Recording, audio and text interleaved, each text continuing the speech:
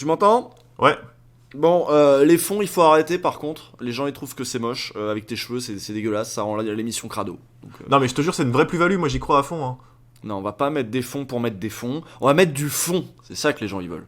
Non mais j'en ai marre, tu veux jamais mes idées. Bon, tu sais quoi, démerde-toi.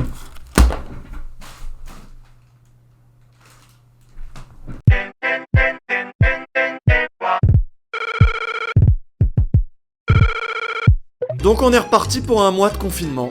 Ouais, et pour un mois d'épisodes des Confinotes, et y en a qui sont contents dans les commentaires parce qu'ils disent que ça fera plus d'émissions. Oui, bah c'est les mêmes qui sont contents quand il y a des réformes de droite parce que ça fait plus de manifs. Vous aimez juste voir le monde brûler, vous? Et puis il y en a qui sont contents que le confinement se poursuive parce que ça leur permet de balancer leurs voisins aux flics. Et les appels pour dénoncer le non-respect du confinement se multiplient. Oui, aujourd'hui nous allons parler de délation. Sachez que c'est pas bien, on fait pas ça, c'est pas de gauche ça. Ah bah ça tombe mal parce que moi je viens de faire une délation de gauche. J'ai appelé les flics parce que mon voisin il passait du Sardou à fond. Bah du coup là ils sont en train de prendre l'apéro tous ensemble. Ouais, ça marche pas du coup. Ah je regrette. Je peux m'en prendre qu'à moi-même. La grande majorité des appels ne sont pas justifiés. Par exemple, une dénonciation parce qu'on a des voisins qui font un barbecue. Vous connaissez les Français, tout le monde a un grand-père résistant, mais s'il y a le pommier du voisin qui dépasse par-dessus la clôture, bah t'appelles Julien Courbet. T'es sûr que c'est pas Julien Delacroix? Certains appellent le 17, mais d'autres balancent tout simplement leurs voisins sur les réseaux sociaux en donnant leur adresse publiquement à la mairie. Bonjour, j'ai mes voisins qui reçoivent régulièrement de la visite au Encore aujourd'hui, ils sont jeunes, 25-30 ans. Que devons-nous faire? Tu vois Usul, ça c'est une bonne voix pour les voix off. C'est ça, trouver le ton juste. Toi tu fais toujours le même ton. Ouais, bon, là c'était un reportage sur Petit Quevilly, mais sachez que la Normandie n'est pas parmi les régions les plus poucaves de France. France Info a fait un top des pires voisins et la Normandie et la Bretagne sont au contraire des régions épargnées par ce genre de comportement. Alors devinez quelle est la pire région de Balance.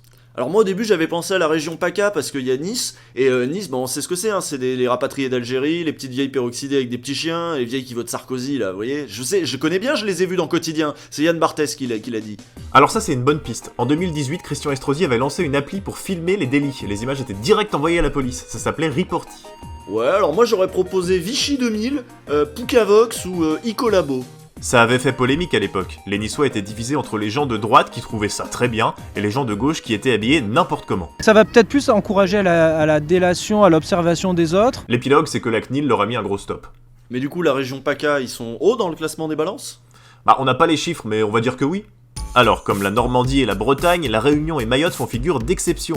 Très peu d'appels. Par contre, on dénonce son voisin à Paris. La maire du 20e arrondissement a même mis en place un numéro exprès pour pas surcharger le 17. Et on apprend aussi un petit peu aux habitants à faire preuve de discernement entre ce qui nécessite une intervention de la police et ce qui est plus de l'ordre du conflit de voisinage. Et parmi les champions, on a d'abord la région Grand Est. Et on peut les comprendre, c'est un coin qui a payé un lourd tribut au virus. C'est ce que dit cette sociologue. C'est un phénomène classique lorsqu'on est face à quelque chose d'inexplicable, quelque chose qui vous dépasse, c'est extrêmement anxiogène. Ouais, on les connaît les sociologues avec leur culture de l'excuse là.